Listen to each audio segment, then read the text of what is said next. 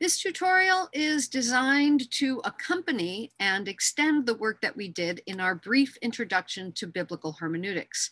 In that discussion, I offered an overview of what biblical scholars describe as the production of Christian scripture. Where did it come from? Over which centuries was it written? What was the context out of which it was written, etc. So it would be helpful to first view that and to see the way that this tutorial gives you the tools to access what it is that scholars are doing with that biblical text. So we'll just be reminded that we began with the foundational idea. There's no such thing as scripture says. So you'll hear that from preachers, and you'll hear that from theologians, and you'll even hear that out in the public sphere and sometimes in politics. And we always have to ask the question, what is it that the one who's claiming that scripture says this, what is it that they're using as their hermeneutical lens? And so we're building on, just to remind us of the hermeneutical principles here, right? That scripture says is always followed by an interpretation. Scripture can refer to many different texts, as we have seen. Even Christian scripture has different sets of books depending on different canons. When one claims that scripture says something, what we see in the text is always in translation. So that's the first point that I'm going to want us to explore together, translation. The second is to use commentaries to help us understand what a given text is saying in its textual setting. Commentaries will also help us to understand the context in which that text was written, and they will help us to see the range of ways that scholars have interpreted a particular text. So here's the tutorial part, where we're trying to use the tools of biblical scholarship to understand what the various interpretations of these texts in their contexts might be. Okay. So I'm going to ask you to remember these three dimensions. And whenever you encounter a scriptural reference, I want you to think about accessing that text, the fact that you're accessing that text in translation. I want you to consider understanding better what that text might have meant in its textual context and in its social and historical context with the help of commentaries. And I'd like for you to think about approaching the text of scripture with the help of biblical scholarship and scholarly articles. Those three areas are what I would like us to cover in this tutorial. So in order to do that, I have to stop sharing here, and I have to ask you to think of those three dimensions: translation, understanding the context, the textual context, and the social and historical context with the help of commentaries, and then finally accessing articles written by biblical scholars. Okay, here we go. So now I'm going to say, let's say we come across a text that we're reading, and we see that the author is using a reference to the book of Isaiah. And so when we see a biblical reference, it will look something like this. I'm going to put it right in my Google search, Isaiah, I-S-A-I-A-H. And we're going to see a reference in the text, let's say, to Isaiah 60, which is chapter 60 of the book of Isaiah. And perhaps it will be verse, and so this is what it looks like. Oop, not verse 0, verse 9. Isaiah chapter 60, verse 9. That's what it will look like when we see a scriptural reference. Okay, so we can Google that, right? And we will find here opportunities online to direct us to that text. So when you see a text of scripture, you can easily Google it. And then you will see, and my preferred is Bible Gateway. So if we head to Bible Gateway, this particular version has brought up the King James Version, right? But if you head over to the side, and you can do this on your own computer while I am doing it here, if you head over here to this tab, you will see on Bible Gateway the variety of translations that are available. Let's see if I can click out of that and make this big, right? Each of these represents a different translation of the biblical text, right? So this is only those that are in English. I haven't counted them, but you might just scroll through and see how many different English versions of this text are they offering here. I happen to prefer the New Revised Standard Version. I know that biblical scholars trained in the academy have put their heads together and produced this version, but there might be reasons why others prefer other versions. And it's just important to recognize, and this is what I mean by in translation, that this is the New Revised Standard Version of a singular verse from the biblical text. And when we're thinking about translation, here's all the translations. And we can see that the translations are similar, but we can also see that the translations are different. Right? We can see the way that the interpretive lens of the translator might also be incorporated into the translations that we see, right? So when you see a reference, you might just look and see what scholars and other interpreters are offering as their translation. But I want to go back because you will see, if I can get you back there, I'm just going to go back on this here.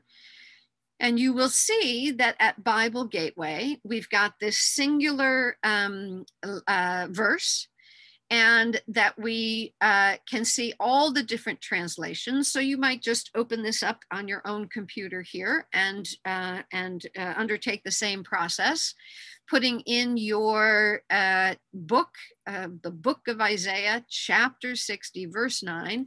But then you'll also see what I'm trying to ask you to think about in terms of its textual context. Okay, so the NRSV version of this Isaiah 60, verse 9, the coastlands shall wait for me, the ships of Tarshish first, to bring your children from afar, their silver and gold with them, for the name of the Lord your God, and for the Holy One of Israel, because he has glorified you.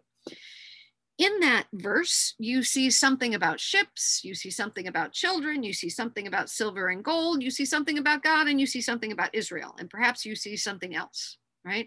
And you might begin to make some inferences about what this might mean, or you might draw from your past experience and be interpreting this.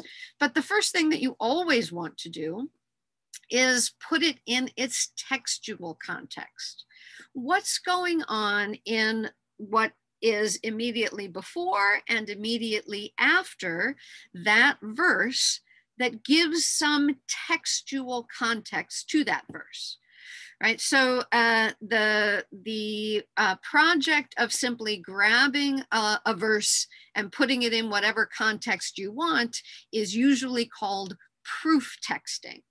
Right? But the scholarly approach is to say, look, I can see what the lines of this translation are saying, but let me try to understand what it means in the broader story of Scripture by situating it in its textual context. Okay, so you'd have to read what's going on in the broader movement of chapter 60 that verse 9 is situated. You'd want to think about the genre of this. Is this a poem? Is it a song? Is it a chapter in a bigger story? Is it a letter, right? And so having some sense of the textual context just helps us to be a little bit more professional in our approach to the biblical text, right? And try to get, try to weed out some of the possible meanings of what that verse might be conveying.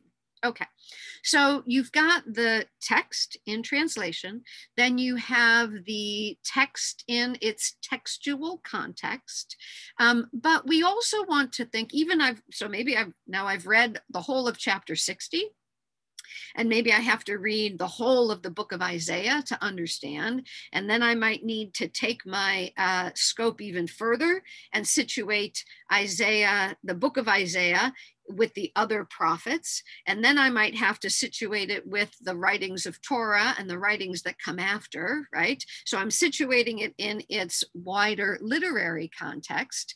But I also want to have some understanding of what scholars think that context out of which the text was written might have been.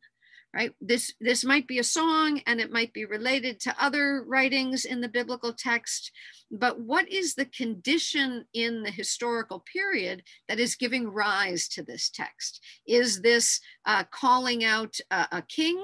Right? Is this a prophetic work that's calling out a king? Or is this telling the story of the community under exile? At which period of the history is this text being written? So Isaiah is a great example, as we saw in the lecture that I offered that gives this overview. Isaiah is a great example because in the book of Isaiah, we have multiple authors at very different times and places and different contexts that are giving rise to what the authors are writing. When the book is compiled, those stories are woven together. Okay, so how do we come to understand the context? Right? Where will we find access to the context? And sometimes you will have notes in the bottom, right? And so the notes that are offered on Bible Gateway are just the notes that connect with other aspects of the biblical text, and sometimes give you different translations or the original language that the text was written in. But some scholarly editions of the biblical text will give you commentary written right in them. And so because Bible Gateway doesn't offer that to us, if you are at that next phase of consulting commentaries, you'll either need to have a scholarly version of the biblical text, or, and I'm not sure if you have followed to see, so I'm going to stop sharing and make sure that I am sharing again here. I'll go to my original Google here, and we will go to Fordham's Library. Go with me. I know this is a tutorial, so I know it moves a little bit slow, but it's a tutorial. So you can use this and do this with me while I'm doing it. Okay, so we've gone to the main page of Fordham Library. That's what you should be seeing in the tab that I have open. And we're looking for a commentary. And so I would say start with, let's see what happens, commentary on the book of Isaiah. Whoops, first you have to spell it correctly. Oh, sorry about that. Let's see what happens with our commentary on the book of Isaiah. Have to log in.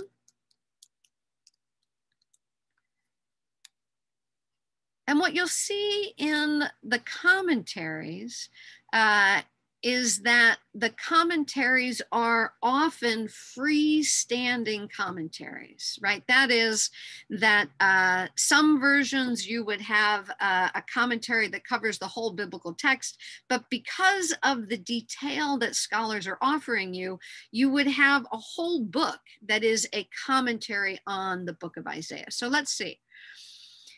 Here you're also going to notice, if you are just scrolling down with me, that there are also many commentaries, and each of these commentaries has its own interpretive lens, right? And so you'll see here that the commentary on the book of Isaiah that I was drawing on was published by a publishing house that I am confident in, Liturgical Press, and that influences the scholars that I consult.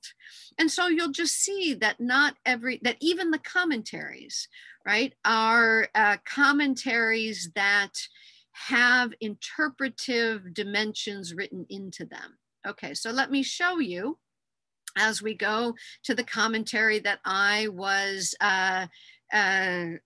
drawn to. And you'll also just see that your access to the commentaries might also be informed by those commentaries that your particular institution has identified as important and relevant, right? So some of these commentaries you'll be able to download as full texts, and some commentaries, right, you won't. They wouldn't have been purchased or, purchased. They wouldn't have been purchased by the library that you have access to, right? But you can see, even in our library, we have multiple versions of different commentaries on the book of Isaiah, right? And different publishing houses that will have different emphases to them. Okay, tutorial runs a little slow here. I get that, but this is how you access, I might have done that wrong. This is how you access a commentary. So now I go back and I actually want to go here and I want to, let's see what happens when I try a full download. Okay, nope, that's not gonna work. Let's go here and see if I can get it this way. Aha, here we go, right? And now you'll just see that what you thought you knew about that line about ships and children and gold and God and Israel, right? That actually, actually there is pages and pages and volumes and discussion on the book as a whole, the book of Isaiah as a whole, and each of the lines within it. So if I scroll over here, you'll just see on the left-hand side that this commentary is working with the book of the prophet Isaiah, and it's breaking it down into sections, right? Into segments. And so this book 60 that we were looking at, this verse 9 in book 60 is actually part of a much longer story in the book of Isaiah that is part of a much longer story that is in the Hebrew Bible. And so you can scroll through and have a sense. And then it's in this section on the New Jerusalem that the scholar is going to help us to understand how that text of Isaiah 50, all the way to 60, verse 9, right? And so here we are. And this little segment here then would help you to understand what we just read in the book of Isaiah, chapter 60, verse 9, situated in a slightly larger segment, right? The glory of the New Jerusalem. The commentator describes that the prophet shifts abruptly from a description of Jerusalem's halting restoration, right, the restoration of the old temple, to a utopian picture of the New Jerusalem. Right. And so the section that we read, the verse that we read, right, this scholar working with other scholars puts it into the context of, right, the prophet's call and the prophet's vision. Right. And so you could read that and get a better sense of what it is that that text is saying to us. Let me build on this with just a few more ideas that add to our understanding, not just from a singular scholar, as you'll get in a commentary, although this scholar is going to be consulting other scholars, one would imagine, with a full commentary. But nevertheless, it is one scholar's commentary on the book of Isaiah. let's say that we were quite interested in seeing what other scholars have to say about this text. And so I'm going to go back to my original access in the the Fordham website, and I wanted to make sure you were getting there with me.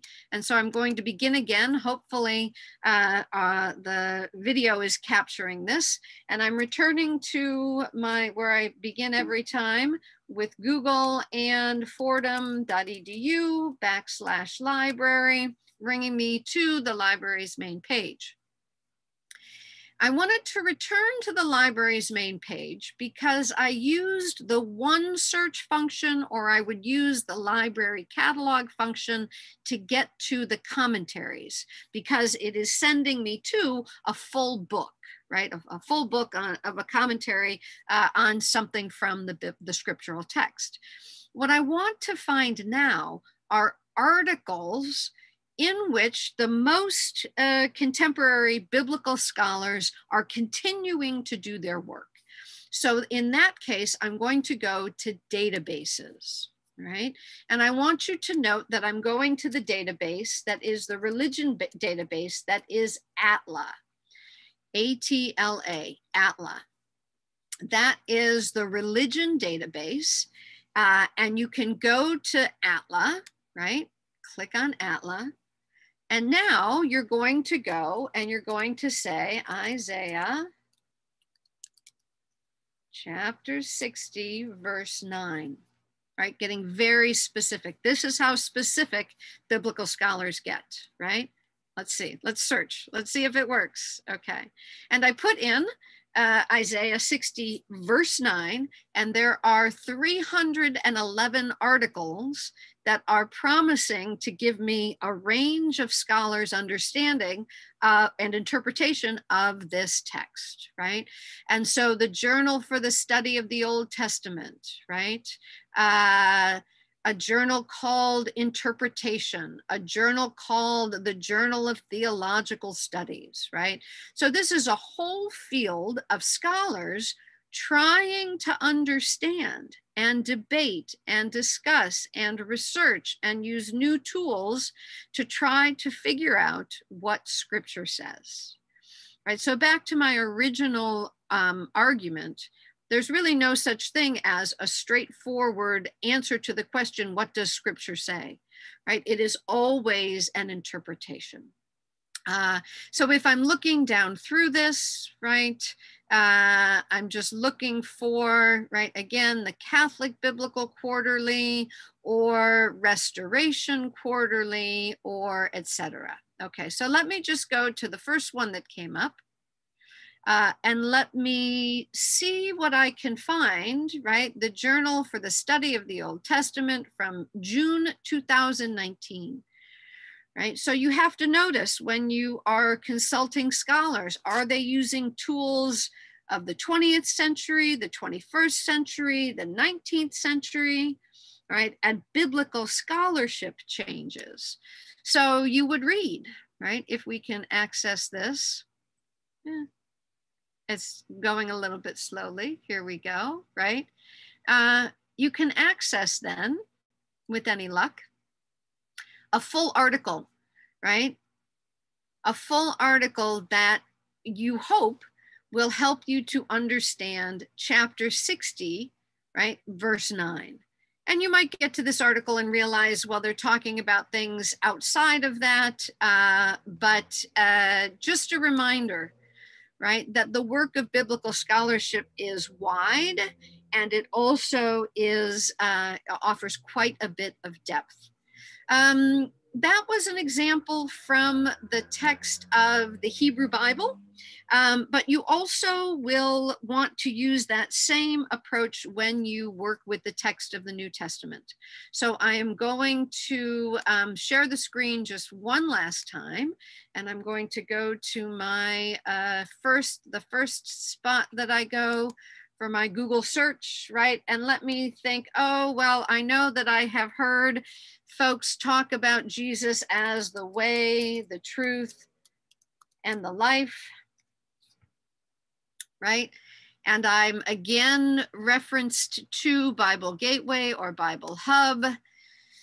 And I again recognize that there are lots of different translations of this, right? But on this point of translation, I can see with this tool that there's a pretty much agreement on this phrase from the biblical text as being a phrase that doesn't need to be translated in lots of different ways, that most of these translations seem to say that the biblical author did say, Jesus said, I am the way, the truth, and the life. But you'll notice that what I said there was that the biblical author said that Jesus said. We always have to remember in the text of the New Testament that we have an author's telling of the story of Jesus, right? And that scholars debate whether or not these words actually went back to Jesus himself. Okay, so we have, I am the way, the truth, and the life, right?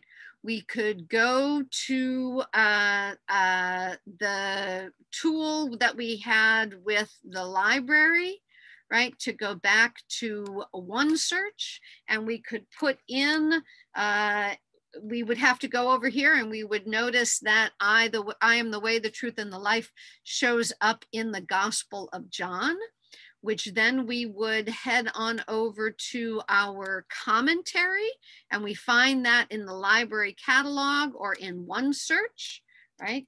I'm going to say commentary on the Gospel of John, right? I'm going to have that there, and then I'm going to see, right, what commentaries are available. I'm going to see what publishing houses have produced a new commentary on the Gospel of John. And I'm going to be critically aware that there are different lenses that these commentaries are using, right? I'm going to access a commentary and I might get a full picture, right? But then I can also go, as I did, to the databases, right? And I go again to the Outlaw Religion database, and I look up here and I can say that was John 14:6. And I can see if there are scholarly articles, right? And here we have a variety of scholarly articles. Now we have scholars from around the globe who will use their own cultural contexts and put them into conversation with the wider range of biblical scholars. So you might ask how an African theologian might interpret that text in a way that is different from a Swiss theologian or a British theologian or a feminist theologian, a North American feminist theologian versus a biblical scholar from Latin America, right? And so in thinking about the text of both the New Testament and the Hebrew Bible, we are invited into a full range, a chorus of voices, a variety of interpretations on the same text. You'll often have, I will often hear in the process of this discussion, well, it's all just what the author wants it to say. There's a difference between that statement and the idea of interpretation.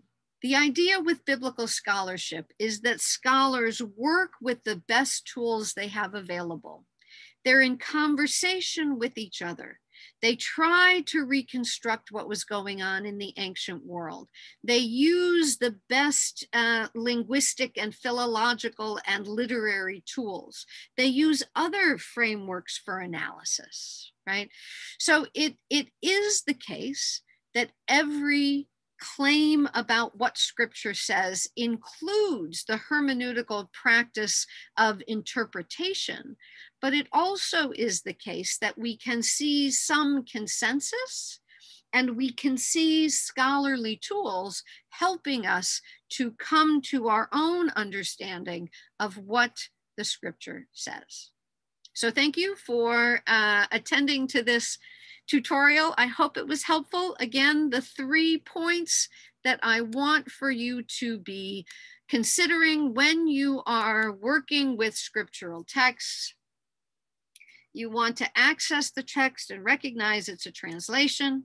You want to understand the context, both the literary context, the textual context, and the social and historical context with the help of commentaries. And then you want to see the full range of ways that scholars are approaching the text with the help of scholarly articles.